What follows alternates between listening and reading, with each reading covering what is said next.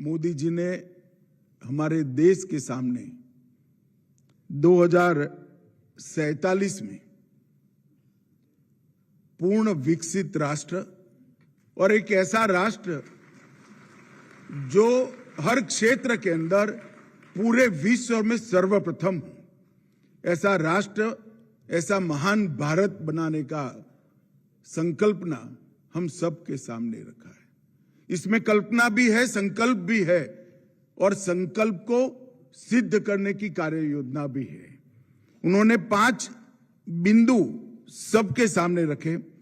विकसित भारत का लक्ष्य, गुलामी के हर अंश से मुक्ति, अपनी विरासत पर गर्व, एकता और एकजुटता का भाव और नागरिकों में कर्तव्य की भावना का निर्माण।